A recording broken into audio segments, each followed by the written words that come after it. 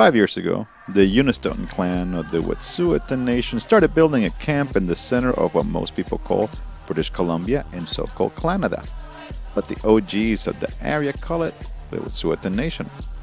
The camp stands right smack in the middle of several proposed pipeline projects that, if built, would bring dirty oil from the motherfucking tar sands and gas extracted through the process of fracking to the Pacific Ocean to be shipped to China, so that they can power their factories, so that they can manufacture nose hair clippers and iPads, so that those can be shipped back to Malward, so that you can trim your nozzle and click like on FaceCrack and throw the shit out once the batteries run out.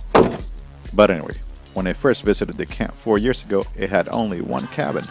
Now, the camp boasts a bunkhouse that could host many visitors, a traditional pit house, a permaculture garden, 2 campsites, an outdoor kitchen, and several outhouses, including one that has satellite internet.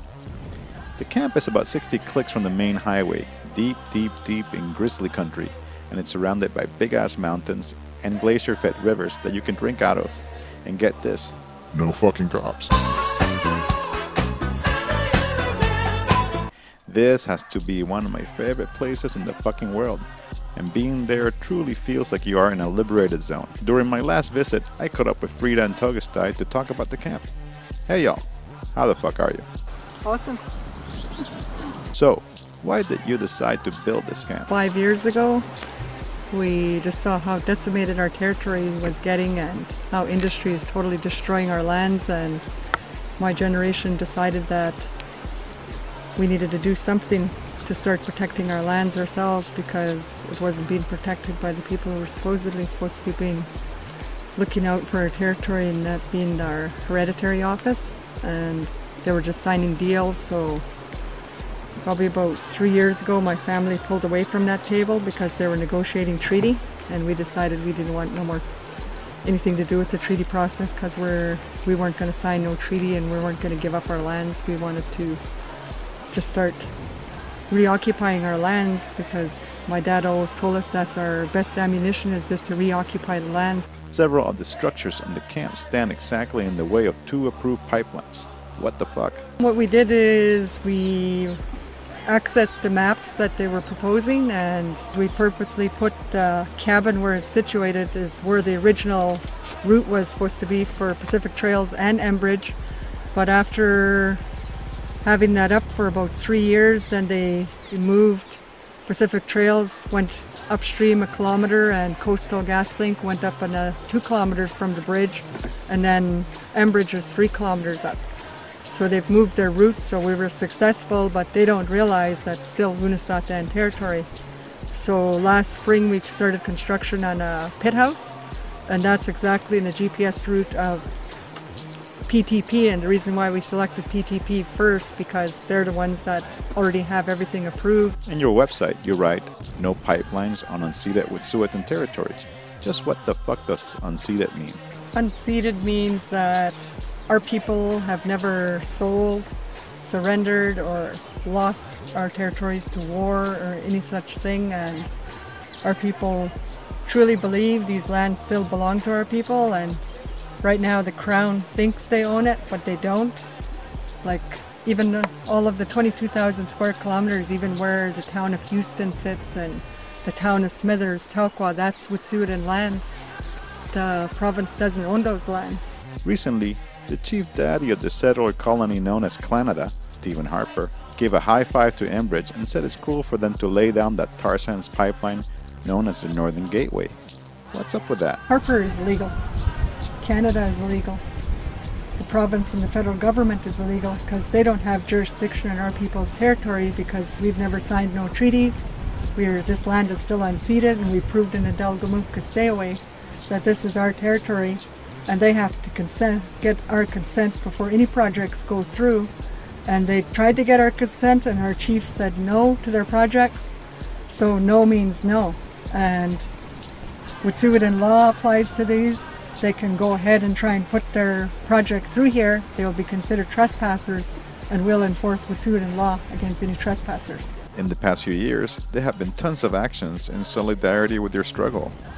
What are people prepared to do if the Canadian government attacks the camp? We've been traveling for the last 3 years all over the country, and a lot of people are saying they have our back. They can't come here, but they certainly can shut down main highways, and even if they shut it down one day, millions of dollars are lost because all these big transport trucks hauling goods need to get somewhere, and if they don't get these goods to the manufacturers, Canada's going to lose money. They'll shut down Canada, right across Canada, and hurt Canada's pocketbook. So Harper government, if you get to watch this, Canada can be shut down by Indigenous people. Anything else you want to add? Educate yourself. Don't go by our words. Learn about fracking and what it does. Go speak to the people, especially in the United States, where they started a long time ago, on how decimated their lands are and how decimated their water sources are. And educate yourself for yourself. And think about your children, your grandchildren. It's not only an Indigenous problem, it's a worldwide problem. People need to get out of this 9-to-5 state and paying for a mortgage and revolving your whole life around, because that mentality and that lifestyle is going to destroy humankind. Thanks, y'all. And that about does it for this edition of It's the End of the World as We Know It and I Feel Fine. As it's customary, I want to say what's up to the homies who fed my floating mouth last month and helped me beam this around the world. Stephen, Jason, Samantha, John, Katie, James, Toonie, Daniel, Adrian, Miguel, Chris, Thomas, Preston, David, Max, Tom, Alexander, Gregory, Shannon, Chris, Kyle, Christian, Dylan, Cynthia, Francois, Alyssa, Valentin, Liam, Joseph, Justin, Garrick, Robin, Aaron, Micah, Raster, Stephen, Bruce, Grayson, Mihail, Carles, Serena, Ashley, Amelia, Justin, Gavin, Samuel, Jade, Sky, Anonymous, and Anonymous. Torta. I also want to welcome the newest members of the Ta Conspiracy, Shannon, Colleen, and Anders. Gordita. Also, extra guacamole thanks to Dave, Isaac, Darko, Chief, Valley, Rising Tide Coast Salish Territories, Forest Action Network, the Vancouver Media Co-op, and my favorite duck for helping me get to Unist'ot'en Camp this year, Gazpacho. And don't forget that you can podcast this shit so that you can watch it on your iPoo, on your way to the slave camp, leave me dirty messages, or watch more fucking videos on my website, stimulator.tv. Now if you dare, unplug from the spectacle, open your window, and yell, "Free tacos!" I got some names, and here's what they telling me. They'd rather be selling D or committing some felonies than be out to this praying, cause to them that be hella weak. Cause we should beat them cats who did this shit to us until they bleed. Fell asleep at the wheel. From here on smoking weed and pills, and everybody else. I'm praying hope for people we should keep.